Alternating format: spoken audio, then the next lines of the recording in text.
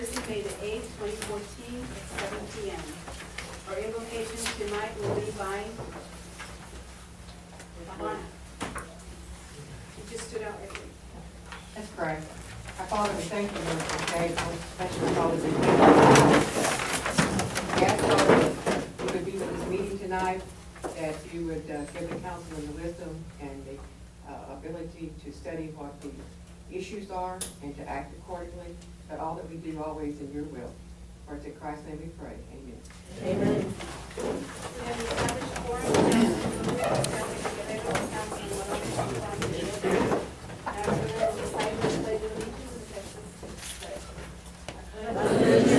Council flag of the United States of America and to the republic for which it stands, one nation, under God, indivisible, with liberty and justice for all.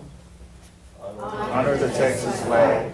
I pledge allegiance to thee, Texas, one state, under God, one indivisible.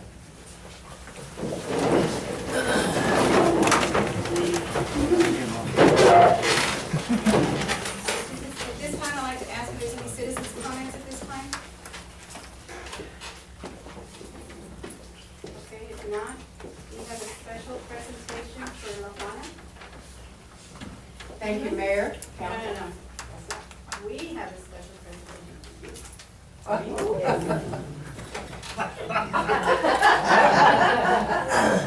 La Juana Newman Luz of Floresville has received the high honors from the Lions Club International District 2A2, being inducted into the district's Herb C. Petrie Jr. Hall of Fame. La Juana has been a member of the Lions Club since 1996. She's maintained 100% attendance for all her meetings. She has served in the club in all officer capacities, including president, and also was named Lion of the Year. And I could go on and on because we've done so much in our community. So with that, on behalf of the city council.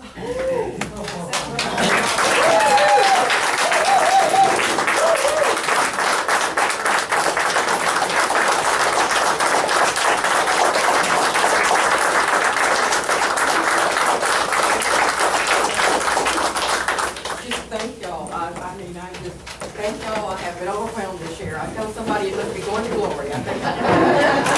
Thank y'all so much. I appreciate it so much. Thank you. Okay, and as for the agenda, I'm going to be skipping around. We're going to start with a poppy proclamation. And I'm going to go with the poppy stuff. Okay, one of the things that I have noticed in the last few years when we do the topic presentation is that it's seemingly more and more, or less and less, that people understand what this poppy is all about. And I know some of the older generation all do, but I notice that the younger generation, they always say, well, what is that poppy? What is that for? What does that mean? So I wanted to kind of tell you tonight what this is all about. And these poppies are handmade by a disabled veteran in a VA hospital. So these are not only just something we pass out or get donations for, it means something very special to the veteran. And that's what the American Legion Auxiliary is all about, and the American Legion. And I was looking at that, and it says the use of the poppy was inspired by the World War I poem in Flanders Fields.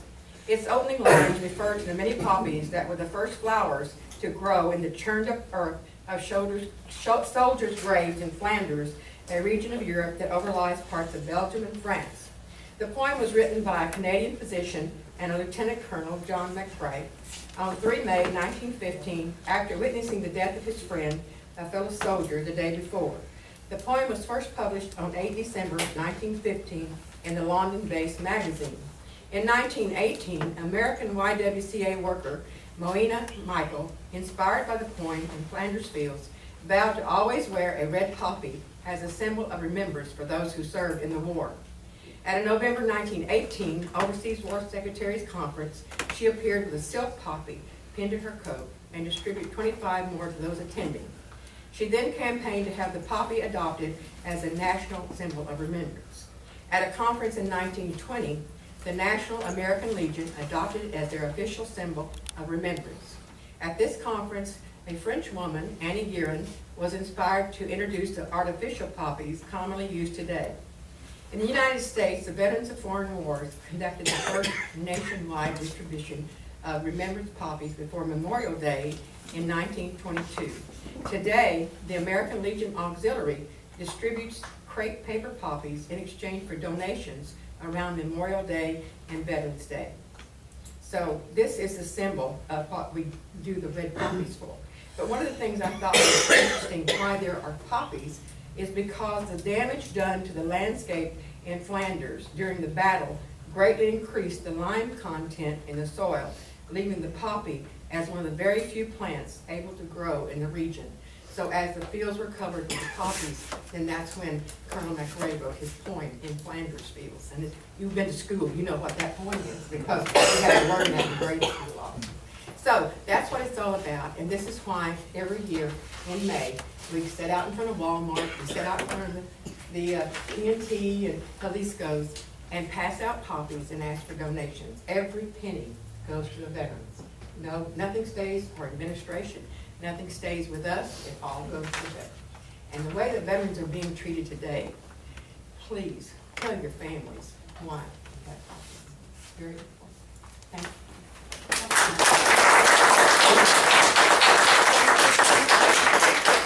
Introduce your officers and the members that are here. Be glad to. Our president this year is Sophie Rodriguez. Our vice president is Lucy Hendricks. Our secretary is Sharon Owens. Our treasurer is not here. I don't think Louise Thurman is our treasurer. Vicki is our sergeant at arms. She's good at that. And let's see, is there any? Shirley's not here. Who? Chaplain. Shirley Mays is our her chaplain. So these are the officers that are appointed this year and have served this last year very well in our community. So thank you. Thank you.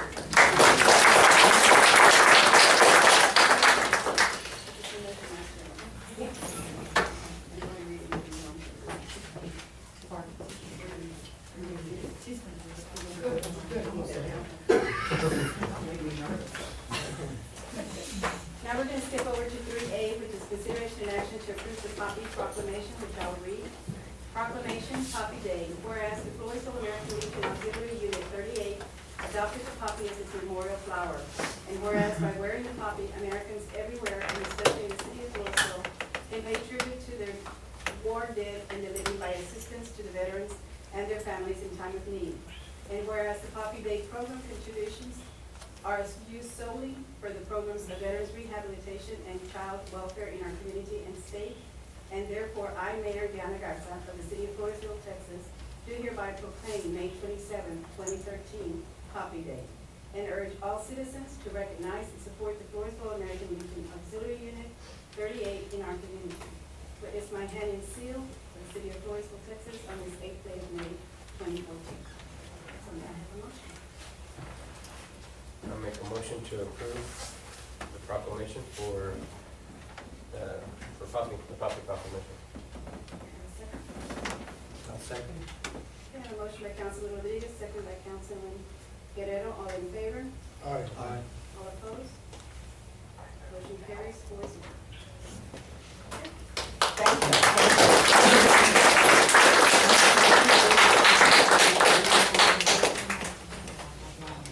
Okay, all right. She said, I'll pick it up.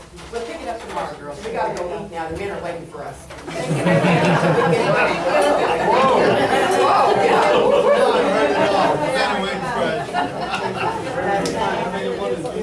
Thank you.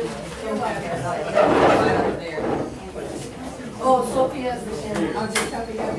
Yes.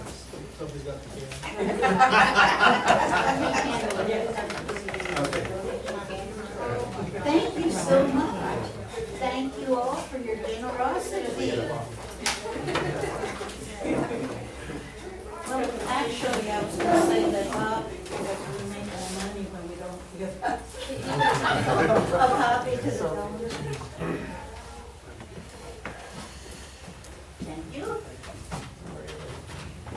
Luana has Okay. Thank you for your kind attention. See you guys all. Okay, now we're going to get back to number 1, old business. Consideration and action to approve the meeting minutes for regular council meeting on April 24th, 2014, which is under 1A.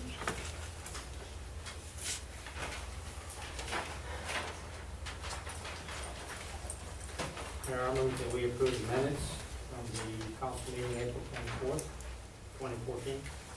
Okay, can I have a second? Second motion. Okay, I have a motion by Councilman Guerrero, second by Councilman Nieto, all in favor? Aye. Motion carried. Opposed? There wasn't here, but. Okay. All opposed? Motion carries 3-1. Okay, now we're gonna go on to our presentations and discussions. Number 2, we did the public proclamations, so we're gonna go on to the River Bend subdivision.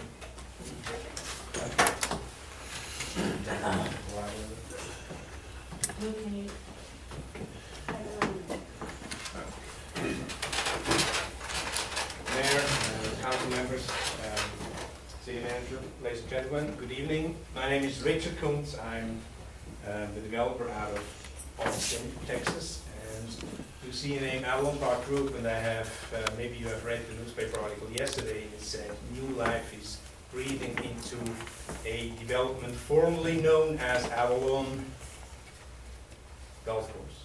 So let me just make this statement. This Avalon from, I think, 201 has nothing to do with Avalon Park Group. So the name is pure coincidence, and you know that there's a lot of cars and restaurants and dance clubs are called Avalon today. So Avalon is a pretty well-known name, but it's nothing to do with the former developer, and whoever was in charge has nothing to do with us today. So I have the honor to present to you, first time to the public and first time to the official council, the project River Bend. It's will be called in the future the Villages at River Bend. And before I do that, I'll just give you a little overview of our group, the other Avalon Park Group. So we have some significant projects, mostly in Florida. Avalon Park in Orlando, Avalon Park West in Tampa. The one in Orlando is finished more or less. We're building a assisted living facility now and some apartments, but mostly single family, and the single family residential development is finished. Tampa is on the way, about 600 houses are finished. Then we have some other, home residential developments. They're mostly done in the heydays of, the crazy years between 2000 and 2006, before the whole world of residential development collapsed. We are doing a little deal with 2 home builders in Austin, Central Austin, North Austin, in Walnut Creek and in Clayton, Walnut Creek. So this is how Avalon Park in Orlando looks today.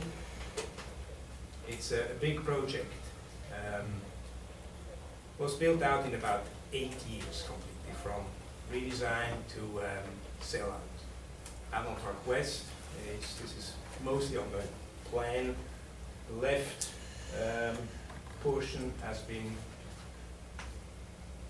built. This is done. This is about 450 units. And there's a downtown, Avalon Park downtown today, with about roughly 600,000 square feet of different uses, mixed uses. This is one of the retention ponds around the town center. This is a big marketplace where basically Publix, that's the Floridian version of H-E-B, is located. Office space, memorial, this is a medical building. This is the deal in Austin. We're doing another project in the Eagle Ford Shale area in Gonzales. It's also a mixed-use project with about 75% to be residential and 25% commercial. It has a development agreement in place, and that's basically the basis today is what we're going to negotiate with the city to do a development agreement for the Villages River Bend. So this one's in place, allows 500 midlife unit equivalent, which is basically residencies, single family, detached, attached apartments, garden homes, etc. It's a mix of for sale properties and rental properties. So I think that one of the reasons we went to Gonzales was because it's Eagle Ford Shale. So it's heavily, influenced by people moving to Gonzales, living in the vicinity of Gonzales. And so we're building townhomes, apartments, and single-family also single-family detached houses for a whole group of workforce from the Fort Jail, from the city. A lot of teachers moved to Gonzales today, so I think there's a big need for housing.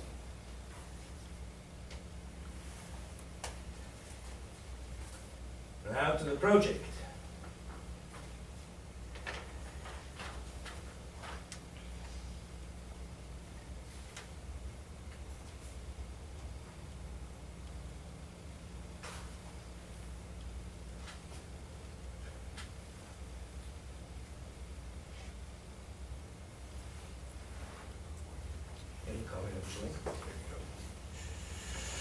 So the project is called the Villages at Riverbend in Floresville. As you know, there is a public golf course, and the project has a 13-year history of success and failure, like the oil and gas business, bust and boom and bust. It was first phase in a village traditions, was developed from 2003 on, and the developer, the regional developer, had to give it back to the bank basically. In 2008 it was dormant and with the bank for about 3 years, and then it was purchased and the golf course has been re-established, is running, has a lot of members today, and the building activities have now started to pick up. They have been pretty dormant for many years.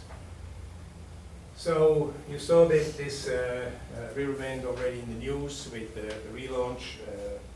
Last week I had a presentation to the Joint Council and Planning and Zoning Commission. So here's the location in connection with Floresville. So a pretty big chunk of Floresville is Riverbend, and it's in front of your tour steps. So here's the bigger vicinity. Riverbend is in the right-hand lower corner, and you see the big employment centers not too far away, all on the south side of San Antonio, and within 25, 30 minutes drive. And all these are just the major ones that have thousands of employees each.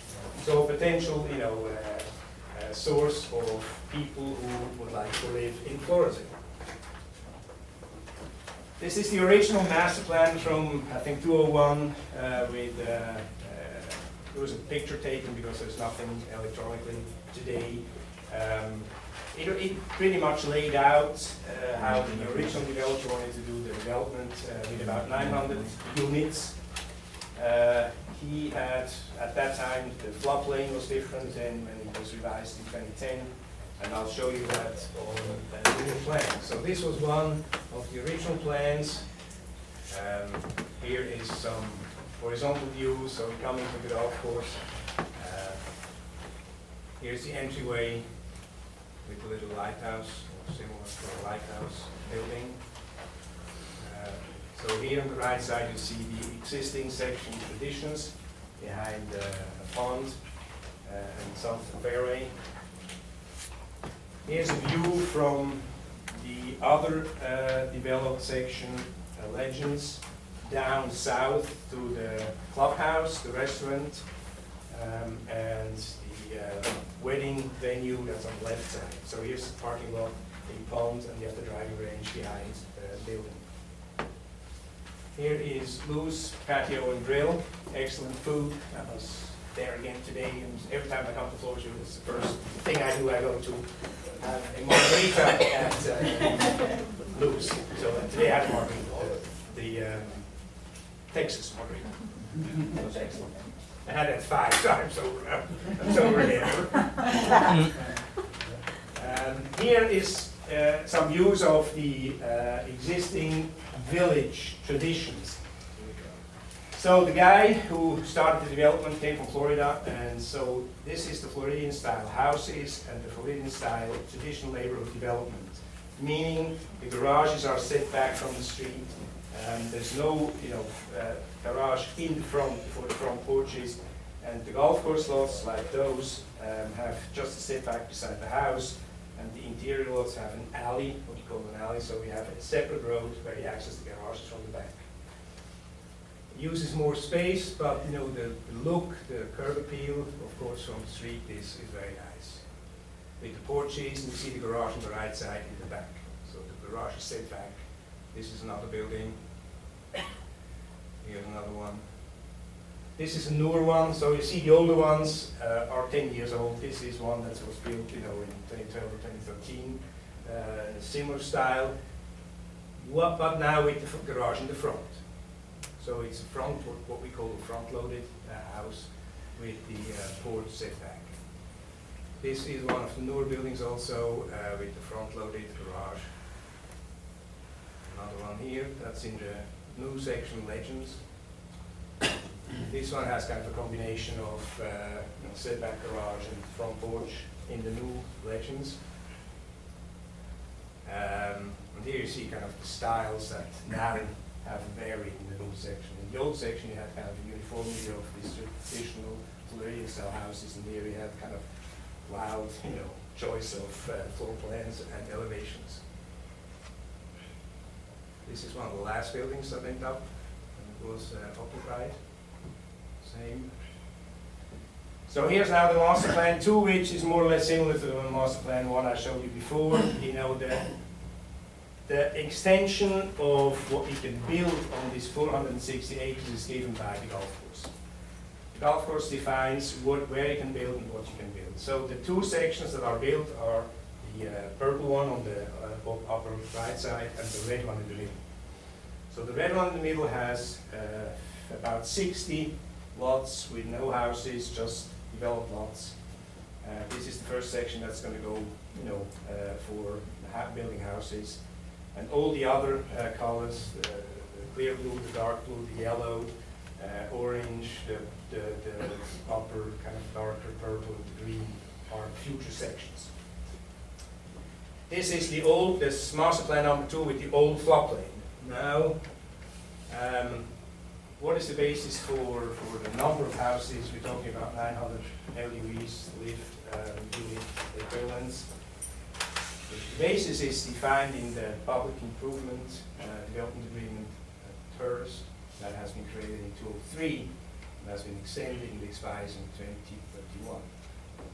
And the TERS defines the number of lots per phase, and you know the reimbursement, purchase reimbursement agreement basically for the developer is a basis. So if you add all these 10 phases up, you arrive at the number of around 900 owned units, of which 746 have not been built.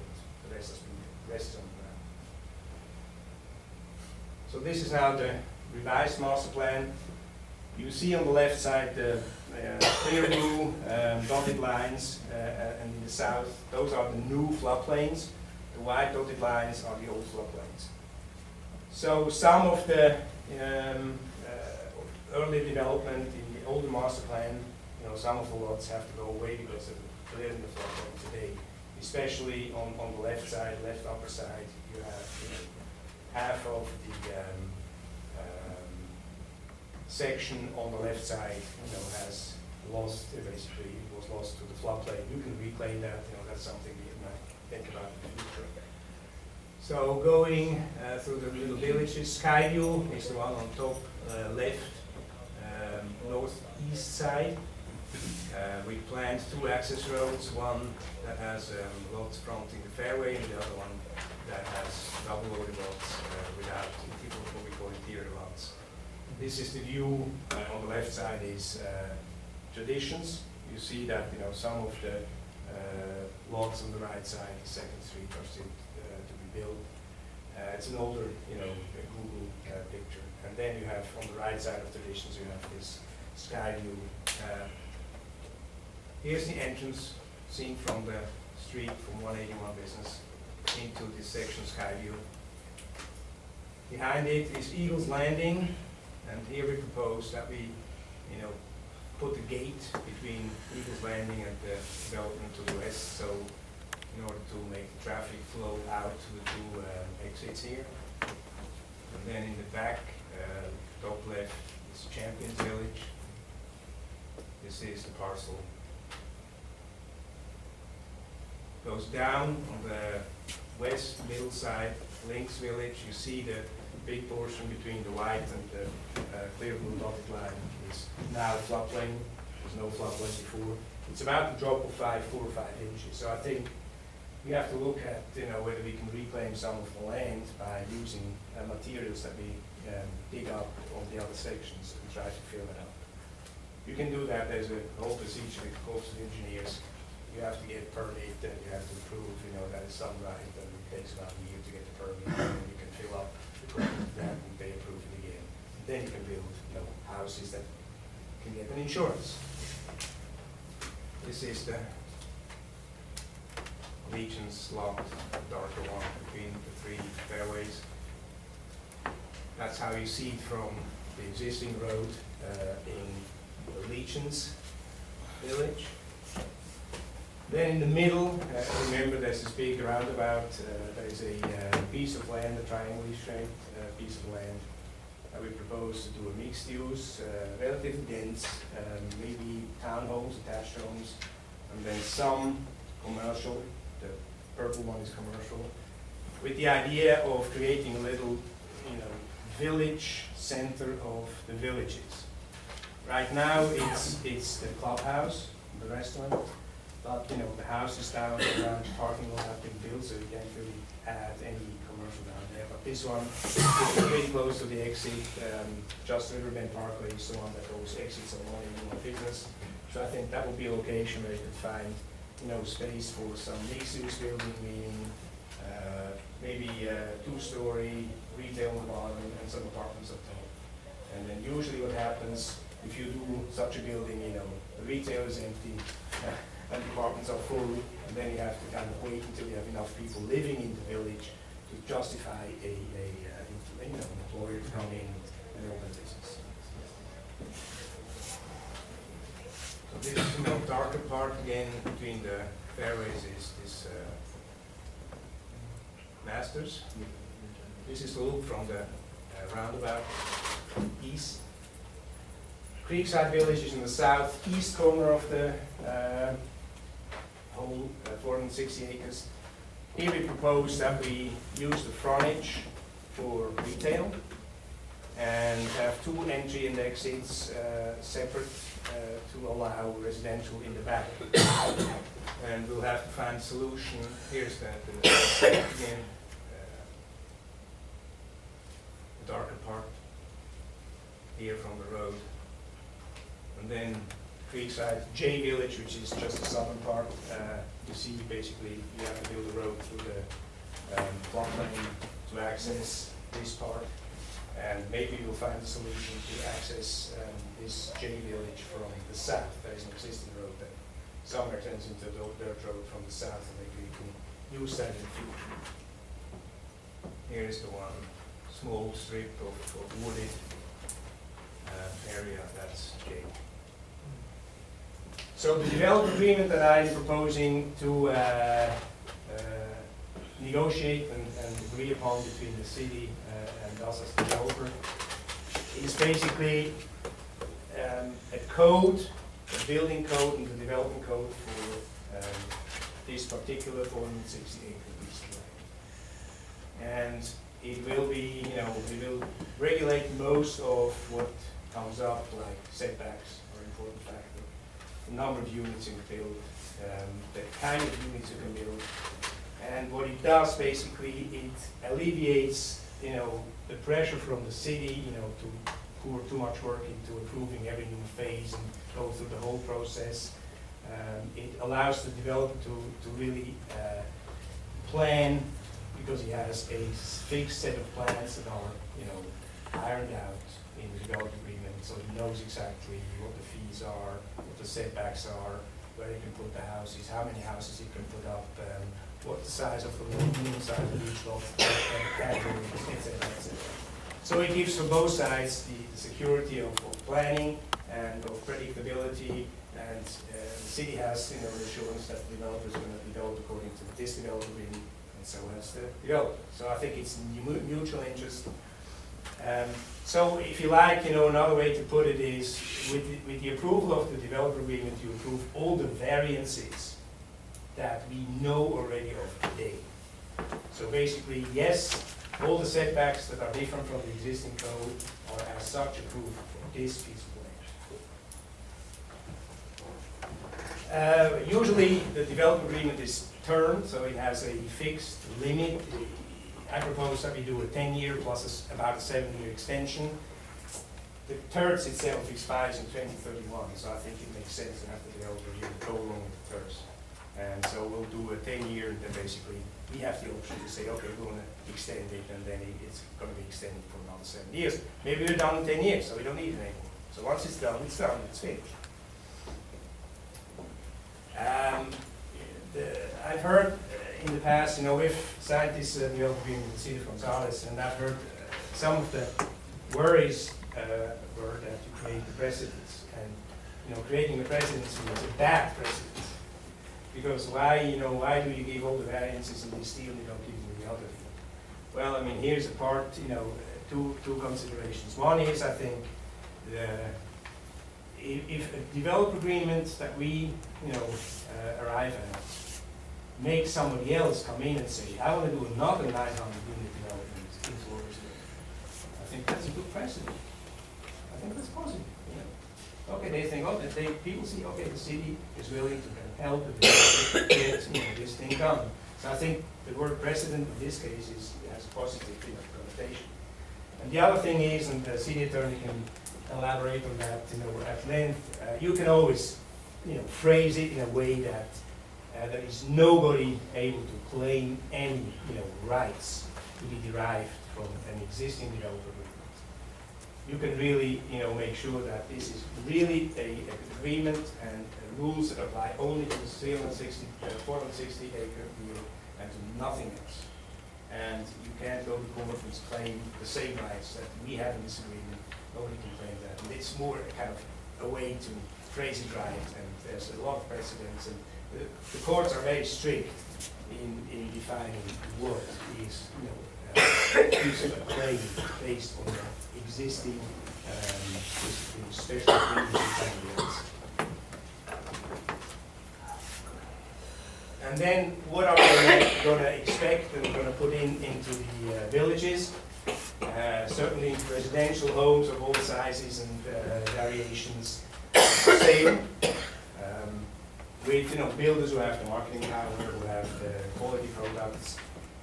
There is a master covenant, basically building code in place that really defines exactly what you can build and how the houses have to look from the outside, and the elevations and the size of the homes. Make sure that we kind of maintain the quality that we want. So who is it? It's for singles, families, seniors, investors. If you think of investors like a duplex or a townhome. That kind of gives you the residential for rent section. Those are, the top one is a fourplex on the left side. The lower one is a 4-story with an apartment top. The lower right one is the townhome that's being built in Floresville, in Gonzales today. And the top right one is what they call a big house. And then there's a big development in San Antonio. It's called the Preserve at Fredericksburg. And you believe it or not, this house has 10 units in it. Looks like a single family, it's 10 units. Retail, commercial, mixed use. Developer rule is always retail follows rooftops, so we have to build the houses first and move people into the houses so we can attract retailers, commercial enterprises to set up shop in the vicinity. We'll have to define how much we can, of the acreage we can use for the retail. Open space is a big deal. I think there is already a lot of open space with the golf course, which is almost half of the acreage of the 460 acres. We'll make sure that the green factor, which is attractive, will prevail. The villages, if you do several villages like that, the villages themselves tend to be little villages for themselves. So the traditions will have its own little traditions, and the legends will have created its own little legends. And so they will have, 6 or 8 or 10 villages with a little village community feeling, and then you'll have the overall villages that represent community feeling as a whole.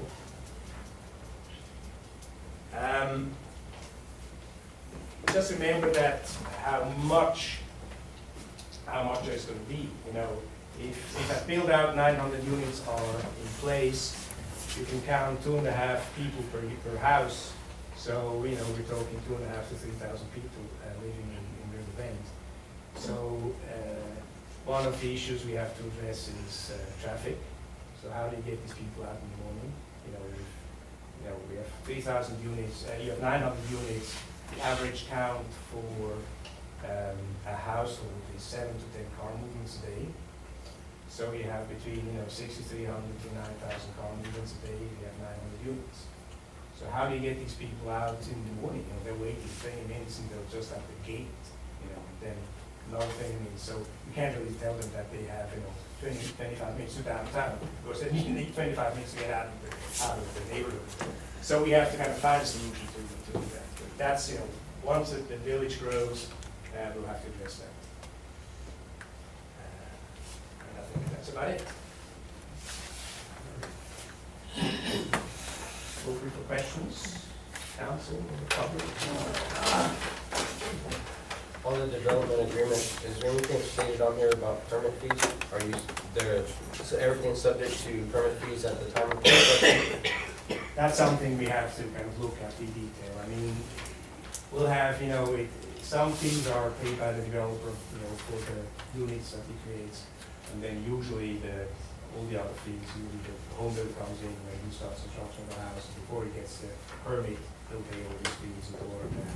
But based on the existing fees, when construction commences, correct? Yeah, normally, yeah. I mean, otherwise, if I would have to pay, the PUD fees for 750 units upfront, that would be very good. So we will start. So we'll, I think it makes sense to do it, face by face, just as you would do it with our development.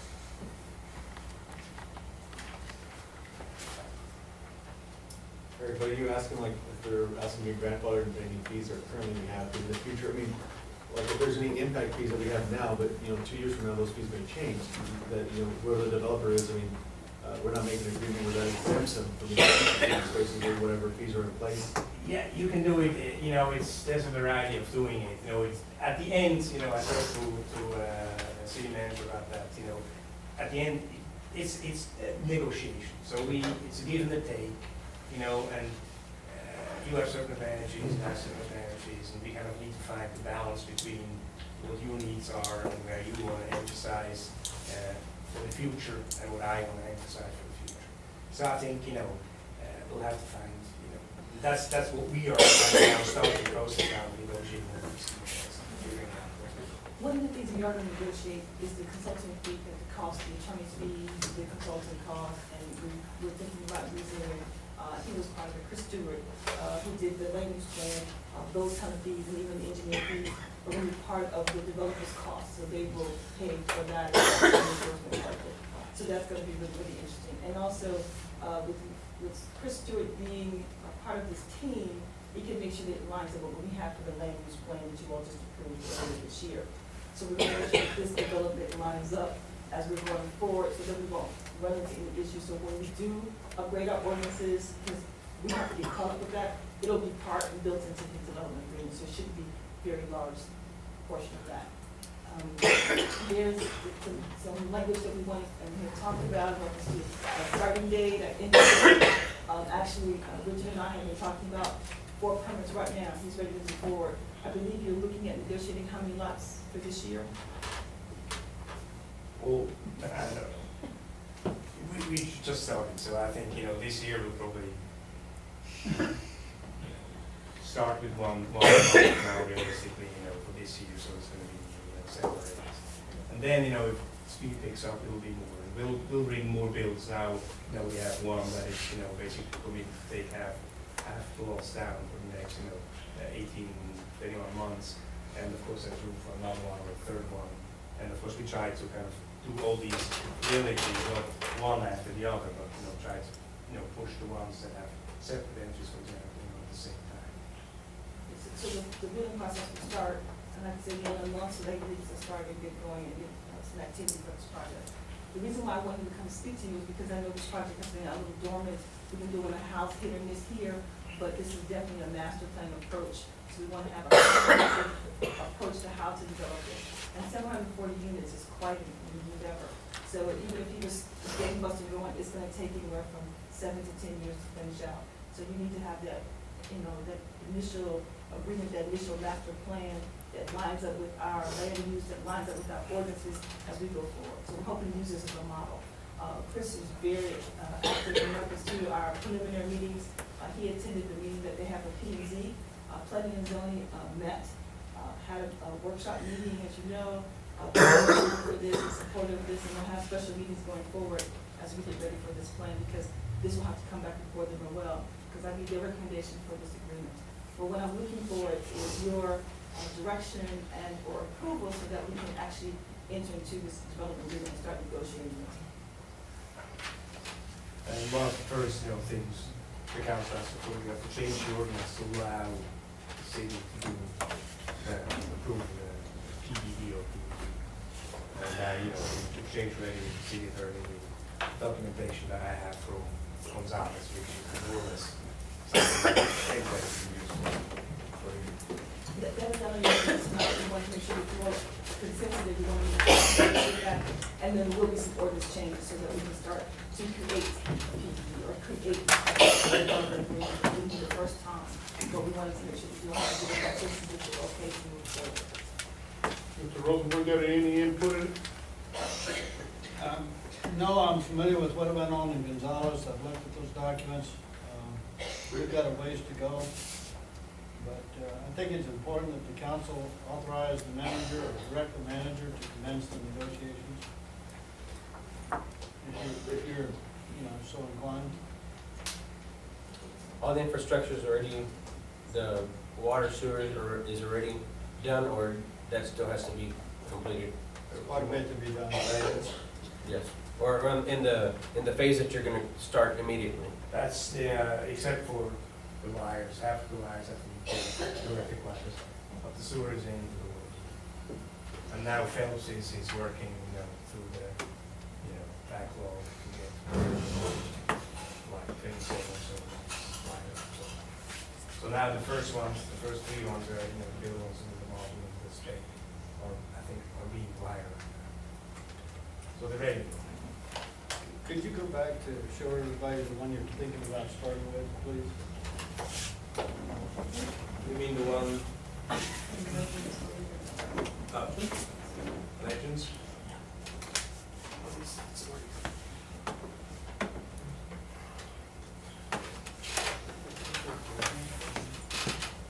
I don't mean to task you, Richard, but I just think it'd be good for everybody to know which one.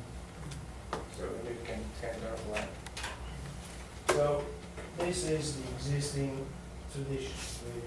The house is built, let's say it's 75% built out. And here you see the road, cul-de-sac, goes up here, goes into the circle. So this is the main access road that exists, the circle exists. This is Legends. And there are some scattered houses all over the place, here. One is up here now, one is some construction here, there's two here. And so the model home is going to be here, and one of the specs is going to be here, and the third one is going to be on this way. So that's where you're gonna start, is that what you're saying? Yeah, so, it doesn't make sense to do a development of a new phase within the infrastructure when you have, 60 lots ready to go. So, you would compete, you would be scattered too much, so what you try to do is basically go concentrate on the existing finished lots, fill them up, and then when you see kind of a pace of how fast they're going to be finished, you want to keep up the momentum, and so you have to start planning the next phase. So when the builders are running out of lots and they're running out of houses, they can move to the next section and basically continue construction. So we want to keep up the momentum. Once it's up and rolling, it should never end until it's built out. So there's 16 lots in that strip right there? Yeah. And the price range for the ones that you described, the price range? Those are the ones that in Legions, they're pretty big lots. So they're 80 feet wide by 120 deep, so 9,600 square feet. So, close to a quarter of an acre. They're pretty big lots. The houses are going to be mostly one story, some 2 stories. The 1 story kind of covers, a pretty big portion of the lot. Is 70 wide and about, 75 deep. So those houses probably start in the lower 200s. You can't do a starter home on an 80 by 120. It's just impossible. And so we are kind of forced to do not the entry home level or the first move up level. So we have to go to the low 200s. There are some parcels left on smaller lots in Traditions. Here in this road here, some in the road, that are probably going to go a little bit below, and they might be in the high 100s, around 200. But those are, I think, about 60 lots left. So those are going to, probably going to be filled up during the time when we're building the installations. And so, once we have the developer agreement in place, it's easier for us to do the planning, get the plans approved, and start construction. Once we have the developer agreement in place, planning usually for a phase takes between, depends on how much we prepare, 2 to 3 months. Then the approval will take a month or 2, and then construction takes 6 months. So basically, in a time of about 9 to 11 months, we can deliver a new village to the market, meaning finished lots to the market. So we need kind of almost a year, head time for deciding which parcel we're going to build next. We have to buy it, plan it, approve it, develop it, get it approved, and then send it to builders. Thank you.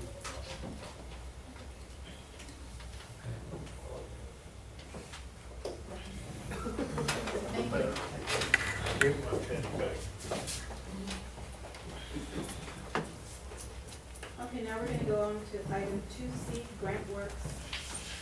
Ms. Tran? Yes. Well, we've been looking at, and actually was contacted by, the offices of Justice Henry Clare's office, in reference to grants that are available for the city of Floresville. And in looking at it, some of them are quite daunting. I know we applied for a COPS grant twice. We haven't received any funding in reference to that. And we had no funding this year, in this fiscal year, for any grants, and none last year. And so there are a lot of projects out there, and so we were looking at, I ran into, and was recommended by a young lady. She's here to present. She's here to present, but she has here and what their company is. They are a company that will work here, one of the largest there staff, that they go and look and hunt the grants for you, apply for you. And most of their grants have an administrative fee, and that's how they're paid. So we don't have to pay them. We don't have to pay them if they apply, and we don't get the funding. If we get the funding and it's fully funded, then there's an administrative fee associated to that. That's what they receive. They also help us to administer the grants and help us to prepare ourselves to put some of the small grants we can be able to do that. So in your packet that you see, we have that they work with various entities here in the state of Texas, and they're located in Austin. So they literally at the Capitol knock it at the door, and I can let her present. Good evening. My name is Oralia Cardenas, and I work for Grant Works. Grant Works is a company out of, our main office is in Austin, but it was a company that was created in 1979 by Bruce Spitzingle, who is from Houston. However, the main offices are in Austin. We do have 14 field offices throughout Texas. We are the largest grant management company. We have 50 plus employees, and that is obviously a benefit to the city in that if I can't be here for a meeting, we can always have somebody else come and visit with you guys. GrantWorks is what we call a all-service kind of grant management company. We provide services from application to close out of the project. And so what that means is that we help you apply for grants, and those grants generally will have administrative fees associated or that are eligible costs in the grant. So we take a risk, we help you apply, and then most grant programs require procurement for professional services. And so we would be one of those applying or submitting a proposal for the administration of the grant. So the upfront is generally at no cost, and then hopefully we will receive the proposal to manage the grants. We are an all-service grant consultant that provides services and grant applications for community development, economic development, housing, and planning. And we like to look at a community overall. And that is why we like to be the designated consultant, so that we can look at your community and say, okay, well, there's this, the community development grant can provide infrastructure for this need. But then they also have commercial development occurring.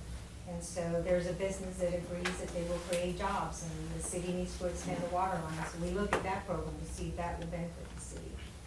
If you have a need for planning, to provide you a comprehensive overall look at your planning and to help you plan for the future, then we would look at that. There are also some housing programs, affordable housing programs that are available through the Texas Department of Community Affairs. So we'd like to come in, look at a community, and see what their needs are, and where we can find some of the programs that we work with to help you apply for those funds. It is a really good timing for this, for the city. You may be familiar with the Texas Department of Agriculture's Community Development Fund. Those deadlines are scheduled for the end of this year or January, which gives us a lot of time to work with the city and identify what those needs are. In there somewhere, there will be some public hearings that will help you through. So it's a good timing. The Community Development Fund has several different funds under that, one being planning, another being the Community Development Fund. And then also throughout the year, there's the